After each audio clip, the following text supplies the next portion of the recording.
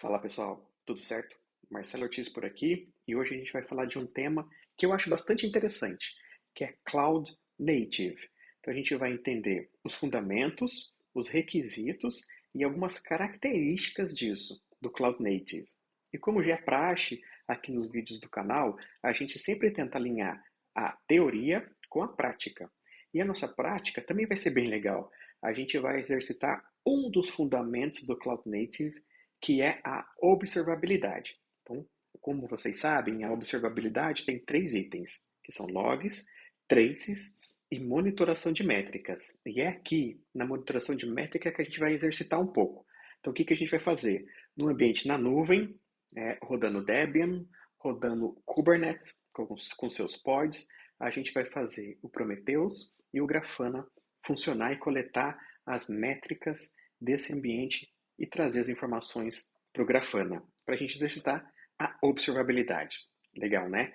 Então, bora lá! Então, vamos começar entendendo as definições de Cloud Native. Aí eu vou trazer duas definições para vocês. A primeira é da Cornelia Davis, que escreveu um livro super clássico disso, chamado Cloud Native Patterns, e ela diz o seguinte, que Cloud Native é um software altamente distribuído, operando em um ambiente de constantes mudanças, e esse software por si só também sofre constantes mudanças. Então, sistema distribuído, num ambiente que sofre muitas mudanças, e o próprio sistema com muitas mudanças. E a segunda definição que eu gostaria de trazer para você é da Cloud Native Computing Foundation. Eu vou deixar até o link aqui para vocês na descrição desse vídeo, para caso vocês queiram mais informações sobre Cloud Native. Mas a definição dessa fundação é a seguinte: as tecnologias Cloud Native empoderam as organizações para construir e executar modernas aplicações escaláveis em ambientes dinâmicos, como em nuvens públicas, privadas e híbridas.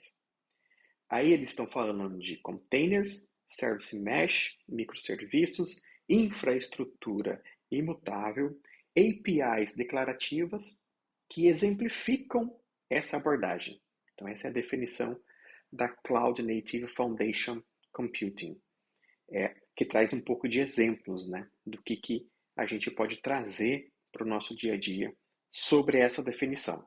E todo esse formato de Cloud Native surgiu da transformação digital que estamos vivendo, que está transformando as fronteiras do software que usamos. Então, hoje nós queremos que as nossas aplicações estejam disponíveis o tempo todo, que tenha novas funcionalidades continuamente e que tenha uma experiência personalizável. E essa transformação e essa nova fronteira do software traz alguns requisitos chaves, que são pano de fundo do Cloud Native. Então, vamos entender esses requisitos chaves. E são 4 requisitos.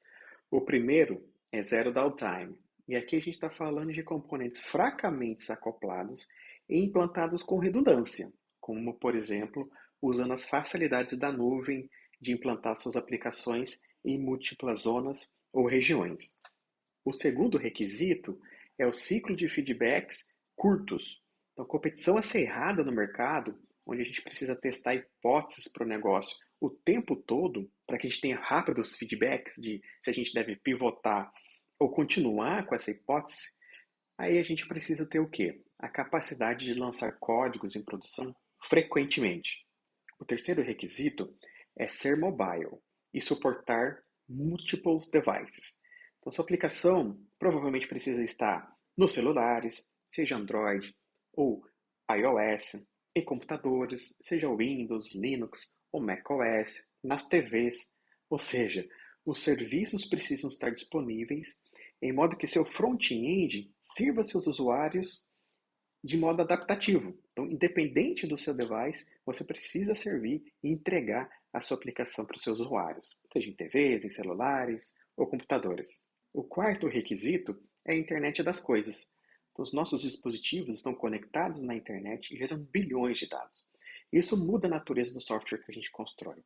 Primeiro porque a gente tem que ter a capacidade de consumir esses bilhões de dados de forma contínua em processos, em sistemas do tipo Data Stream Processing, ou seja, consumir esses dados de forma online e sem parar.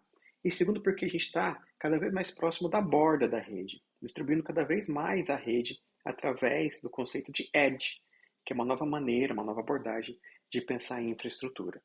Então, esses são os 4 requisitos por trás, pano de fundo do Cloud Native. E pensando nesses requisitos, a gente chega nessa figura, que eu achei também no livro, lá que eu falei para vocês, de Cloud Native Patterns, que mostra as 2 principais características core do software Cloud Native, que é ser super distribuído e ter constante mudança, num ambiente com bastante mudança. Então a gente consegue ver aqui nessa figura as características que eu acabei de falar, os requisitos que eu acabei de falar, se ligando e chegando até ser altamente distribuído ou constantemente em mudança. Então veja que está sempre disponível, é a primeira dos requisitos, que está ligado com resiliência, com redundância, com adaptabilidade, que liga também com estar altamente distribuído e em um ambiente em constante mudança. Frequentemente, releases frequentes, né, mudanças frequentes, está ligado à agilidade, a ser um modular, microserviços, por exemplo, e que está ligado, de novo, ao altamente distribuído e em constante mudança. E está em qualquer device, Internet of Things, que está ligado com a gente conseguir consumir alto necessidade de dados, que está ligado com ter ambientes dinâmicos e escaláveis, que está ligado, por sua vez, em constante mudanças. Então, todos os requisitos acabam chegando na raiz do que é Cloud Native, que é ser altamente distribuído e estar no ambiente de constante mudanças. Vamos recapitular um pouquinho aqui que a gente já entendeu. Então, a gente definiu o que é Cloud Native, eu trouxe para vocês 2 definições, e a gente entendeu os requisitos por trás disso, o pano de fundo do Cloud Native, que são os 4 requisitos que a gente acabou de conversar.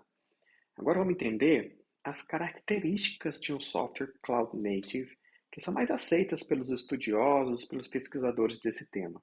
São 6 características, vamos passar rapidinho, uma por uma, e em cada uma delas eu vou trazer algum exemplo para ficar mais fácil da gente entender. A primeira característica é o software ser passível de automação. Então, aplicações sendo gerenciadas por máquinas e não por humanos. Então, a gente for pensar, por exemplo, em infraestrutura, eu logo imagino infraestruturas a code, usando Terraform, Ansible, CloudFormation. Então, a gente tem a capacidade de automatizar nosso ambiente, a operação do nosso software, a nossa rede. A segunda característica é onipresente e flexível. Então, aqui a gente está falando de movimentação dos pods entre os nós, por exemplo, como um serviço de orquestração de containers do Kubernetes. A terceira característica é ser resiliente e escalável, com redundância e implantado em sistemas distribuídos. E aqui a gente volta para a nuvem de novo, né, com toda a sua possibilidade de escalabilidade e resiliência entre, por exemplo, zonas de disponibilidade.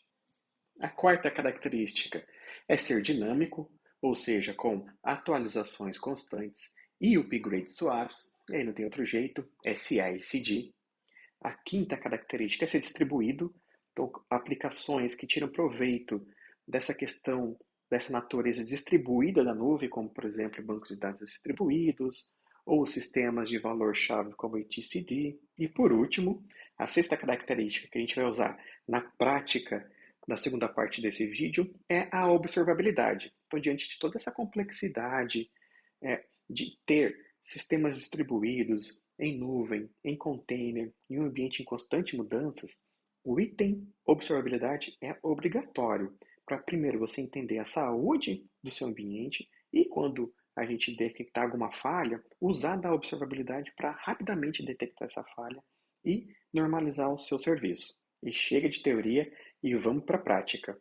Então, na prática, a gente vai exercitar o conceito de observabilidade, a característica de observabilidade. Como eu já mencionei, a observabilidade é um triplé de logs, traces e monitoração de métricas. E é aqui que a gente vai construir a nossa prática, na monitoração de métricas. Então, o que a gente vai ter? A gente vai ter um ambiente no AWS com 3 servidores rodando Debian e com o Kubernetes instalado. Essa parte da prática a gente não vai fazer agora, porque já tem um vídeo aqui no canal, que eu vou deixar na descrição, que explica como montar esse ambiente. Com esse ambiente montado, a gente vai instalar o Helm e depois a suíte do Prometheus e Grafana e ver como é que constrói os nossos dashboards. Legal, né? Então, bora lá para a prática. Vamos lá para a prática então. Para começar, eu já estou com o meu ambiente na AWS, já subi as instâncias na AWS e já instalei o Kubernetes nessas instâncias. Então, eu tenho uma instância master e duas instâncias worker. Se você ainda não tem esse ambiente, tem um vídeo aqui no canal que eu fiz um tempo atrás que explica o passo a passo de como você configurar, instalar e configurar o Kubernetes nas instâncias da AWS. Então, pause o vídeo aqui, caso você não tenha esse ambiente pronto. Vai lá no outro vídeo, que eu vou deixar na descrição. Siga o passo a passo e assim que você tiver as instâncias aqui iniciadas na AWS com Kubernetes instalado, volta para o vídeo para a gente terminar aqui a nossa prática. Fechou? Então, o primeiro passo, eu já estou aqui com minha conexão criada com o meu sistema operacional. O primeiro passo é a gente instalar o Helm. O Helm é uma ferramenta de software livre que ajuda a instalar e gerenciar o ciclo de vida de aplicativos aqui no Kubernetes. Então, ele facilita bastante a nossa vida. Então, a gente vai instalar esse cara para depois a gente instalar o Prometheus e o Grafana. Então, o primeiro comando... Ah, e outra coisa. Eu vou deixar aqui também na descrição os comandinhos, tá? Que a gente for executar aqui, vai estar tudo na descrição do vídeo para ficar mais fácil o acesso de vocês. E caso você queira entender um pouco mais de observabilidade, o triplé e algumas características de observabilidade, eu tenho um artigo lá no Medium, que eu também vou deixar aqui na descrição do vídeo, para você ir lá e acessar e ter mais ainda conhecimento sobre observabilidade, tá bom? Então vamos lá. Helm. Primeiro eu vou baixar o cara, super rápido, já baixou, e vou executar os comandinhos aqui para a gente instalar ele. Esses comandos estão todos na página lá do Helm, mas de qualquer forma eu vou deixar aqui para vocês. Não tem nada, nenhuma instalação e nenhuma atualização aqui para os pacotes básicos que ele vai usar. Então vamos lá. Vou executar esse cara aqui, os comandinhos para a gente baixar a chave também do repositório, né? Vou dar um update no repositório. Então ele já baixou algumas coisinhas, né, e tudo mais, nosso Kubernetes também. E vou dar um install, que é esse comando aqui. Vai estar tudo na descrição do vídeo para vocês. E pronto, já baixou o nosso Helm. Agora a gente vai começar a instalar, né, o Grafana, o Prometheus e por aí vai. Primeiro, então, eu vou adicionar o repositório aqui do Grafana no meu Helm. Para isso, eu vou executar esse comando aqui. Ó. Então, estou baixando o repositório estável lá onde tem o nosso Grafana e o nosso Prometheus, que a comunidade disponibilizou para a gente o Grafana e o Prometheus. Beleza, já adicionou no meu repositório. Agora eu vou fazer a mesma coisa para o Prometheus. O primeiro foi para o Grafana, né? Agora eu vou adicionar o repositório aqui no meu Helm do nosso querido Prometheus. Já está aqui. E agora eu só preciso instalar. E para instalar é muito fácil. A gente vem aqui e executa o Helm install. Então a gente está falando para instalar o Helm, para o Helm instalar a versão estável do que a gente tem de Prometheus e Grafana que a comunidade disponibilizou para a gente lá no Helm. Então vamos instalar esse cara. Beleza? Depois de uns minutinhos, ele veio aqui e instalou para a gente o que a gente precisa no nosso ambiente, né? Instalou os pods, já criou os serviços, a gente vai ver tudo isso dentro do Kubernetes, do Prometheus e do Grafana. Então, legal, gente. Então, instalamos o Helm, baixamos o repositório do Grafana e do Prometheus e já fizemos a instalação. O que isso fez? Então, a gente já deve ter aqui no Kubernetes os pods e os serviços do Prometheus e do Grafana disponíveis para a gente usar. Então, se a gente digitar, por exemplo, kubectl get pods, usar para a gente pegar todos eles, a gente já vai ver aqui, ó, já temos os caras do Prometheus aqui funcionando e os caras aqui do Grafana funcionando. Então, os pods já estão aqui funcionando. Vamos dar uma olhada nos serviços. kubectl get services. A gente já vai ver aqui também, ó, aqui já temos o Prometheus aqui funcionando, o Grafana aqui funcionando. Então, os serviços já estão disponíveis. Agora a gente precisa fazer uma configuraçãozinha para a gente conseguir acessar o Grafana e o Prometheus lá da internet. A gente tem que transformar, né, esses serviços de cluster IP. Cluster IP são serviços internos para Node Port. Então ele vai criar uma portinha e todos os tráfegos que a gente fizer para esses serviços, tanto do Prometheus quanto do Grafana, para acessar a interface web, ele vai direcionar para essa porta e aí sim a gente vai conseguir conectar no nosso browser. Beleza? Então vamos lá. Então primeiro nós vamos transformar esse serviço aqui do Prometheus de Cluster IP para Node Port e depois a gente vai transformar o serviço do Grafana, que é o Stable Grafana, esse cara aqui, também de Cluster IP para Node Port, para a gente ter a portinha pública para que quando a gente quiser acessar via browser, tanto o Prometheus ou o Grafana, ele responda por essa portinha. Beleza? Então vamos lá. Primeiro, editar o nosso Prometheus. O comando que a gente vai dar é esse aqui. Então, kubectl edit o serviço stable kube Prometheus sta Prometheus. Então a gente vai editar esse serviço aqui e a gente vai transformar esse cara aqui de cluster IP para Node Port. Então, só dar um enter aqui. Vamos lá no finalzão, olha, está o type aqui embaixo. Está o type aqui, ó. Vamos apagar cluster IP e digitar Node Port. ESC, WQ, para eu sair salvando. Então, se a gente repetir o comando, ó, get services, a gente já vai ver, ó, esse cara aqui, tá vendo? Ó, a gente transformou ele. Ele não tinha nenhuma portinha, agora ele já tem. Então, essa porta tá escutando o que vier de fora, né? Vai escutar, eu vou precisar depois liberar lá na nossa Amazon, no nosso Security Group, mas tudo que ela receber nessa porta aqui, ela vai direcionar para essa aqui e vai acessar o front-end do Prometheus. Vamos fazer a mesma coisa para ser possível a gente acessar o Grafana. Então a gente vai editar o mesmo procedimento. Vou copiar aqui, colar. Então, kubectl edit o serviço stable Grafana. Então é esse cara aqui agora que eu vou transformar de cluster IP para Node Port. Então dá um enter nesse cara, vamos lá no finalzão de novo. O tipo dele está cluster IP. E nós vamos transformar em Node Port. ESC, WQ, para sair salvando. Vamos ver como é que ficou os nossos serviços?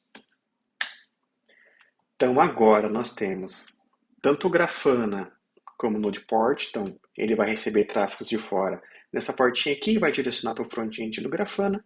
E o Prometheus a mesma coisa. Então ele vai receber nessa portinha aqui e vai direcionar lá para o front-end do Prometheus.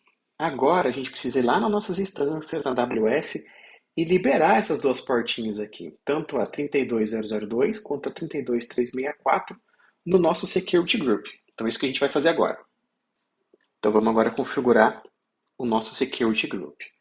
Então eu vou clicar aqui na minha instância Master, vou no Security Group dela, clico aqui em Security Groups e vou editar esse Security Group. Vou adicionar uma regra que vai ser de Custom TCP. Primeiro, vamos lá na portinha 32002. Se a gente for ver, ó, a porta 32002 é do Grafana. Então, é essa portinha que a gente está liberando para já aqui na rede. Então, 32002 para todo mundo. E eu vou só colocar aqui Grafana para a gente depois lembrar o porquê que a gente criou essa regra.